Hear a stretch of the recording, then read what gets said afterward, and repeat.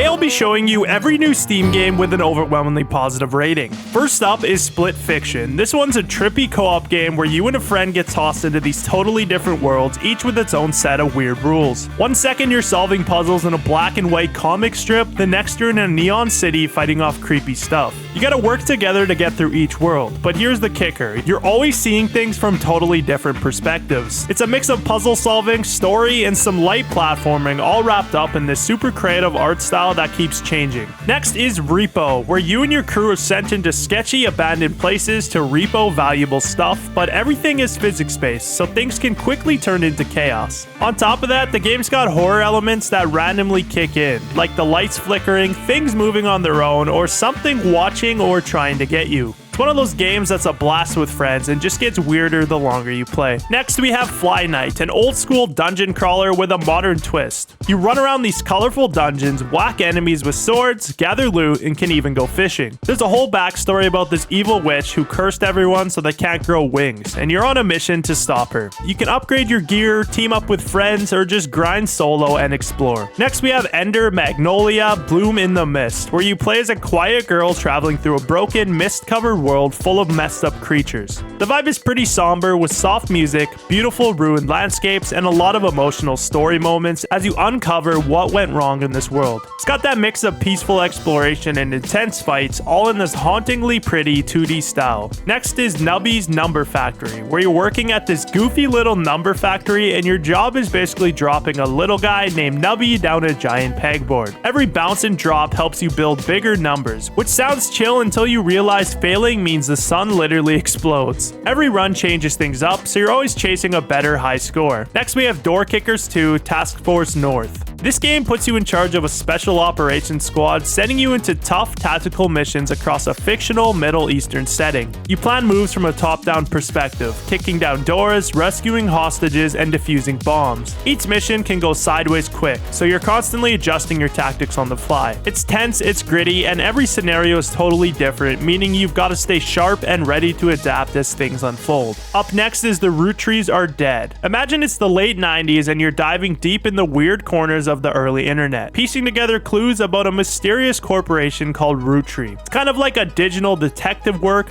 digging through websites, hidden messages, and archives to solve a puzzle. The whole retro internet aesthetic is super authentic, and the deeper you dig, the stranger things get, making the mystery feel genuinely personal as you connect dots that weren't meant to be found. Next, we have Tokyo Xtreme Racer. This game is pure, intense street racing on Tokyo's highways, speeding past neon signs, dodging traffic, and challenging other drivers to spontaneous duels. It's all about building the ultimate ride, tuning every little detail to squeeze out more speed and style. It's fast, flashy, and pretty much captures that midnight street racing vibe perfectly. Next we have Sledders. Hit the backcountry trails in this snowmobile simulator that emphasizes realistic physics and multiplayer fun. You and your friends can explore vast, snowy landscapes, tackling deep powder and challenging terrains. The goal is to reach the peak first, but the journey is filled with thrilling moments and the need for skillful navigation. It's a fresh take on racing games, offering a unique blend of competition and exploration. Next we have Beyond Citadel, an anime-style retro shooter drawing inspiration from 90s classics, combining fast-paced combat with realistic gunplay mechanics. You fight your way through a heavily armed mechanical fortress, uncovering secrets that lie beneath its surface. The game's anime violence and nostalgic design create an engaging experience for fans of the genre. Next is Rift of the NecroDancer, a rhythm-based game where you'll engage in musical combat against monsters emerging from the rift. Each beat is a battle set to an original soundtrack that keeps the energy high. The game offers various modes including rhythm riffs and mini-games inspired by titles like Rhythm Heaven, providing a diverse and engaging rhythm experience. Up next is Ropuka's Idle Island. This cozy idle game lets you relax as a frog named Ropuka who spends his days cutting grass on an island. As you watch him work, you can upgrade his tools and decorate the island to your liking.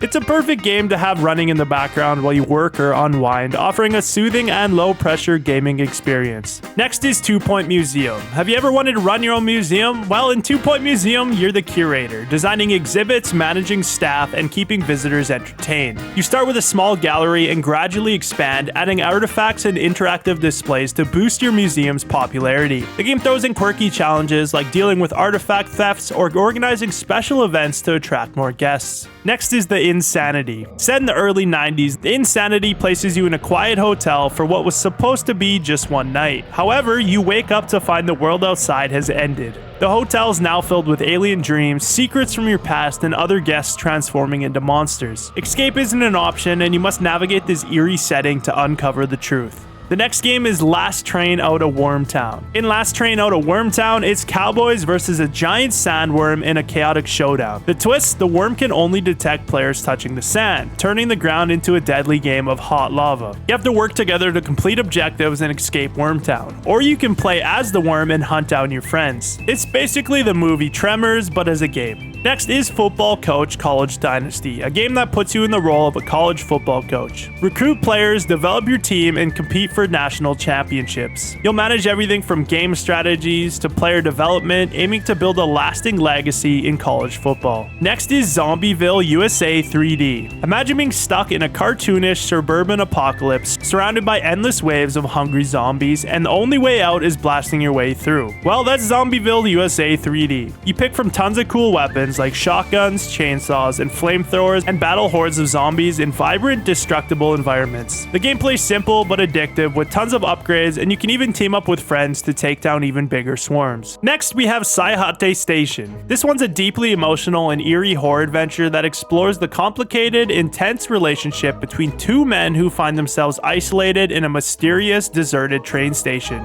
As you explore this unsettling place, you slowly unravel their past, their emotional baggage, and the secrets they've kept hidden. The next game is Dead Letter DEPT, where you're working as a quiet, somewhat creepy office job transcribing lost and forgotten letters. But soon you notice these aren't normal letters, something's off. They tell strange stories, hint at dark secrets, and suddenly your routine task turns into a chilling mystery. It's a mix between mundane office life and creepy psychological horror, slowly pulling you into its eerie narrative until you can't quite tell what's real and what isn't. Next is No Skin. No Skin throws you into an intense, dark horror roguelike filled with twisted monsters and haunting mysteries. You battle through levels that constantly shift and surprise you, keeping the experience fresh every run. Combat feels frantic but strategic. You've got to think fast to survive. Each one reveals a bit more of the strange, hidden story, urging you deeper into its disturbing world. And lastly, we have Cruel. In Cruel, you're diving straight into a chaotic, fast-paced horror shooter where every move matters. It blends furious run-and-gun gameplay with roguelike mechanics, meaning you never know what's coming next. Levels constantly changed, filled with nightmarish creatures and deadly traps, making each run uniquely challenging. You get a huge arsenal to experiment with, allowing you to adapt your strategy as things get progressively tougher. If you guys want to check out any of the games in today's video, they will all be in the description with a link to their Steam page. Thank you guys for watching. If you enjoyed, hit that sub button, and I'll see you in the next one. Peace.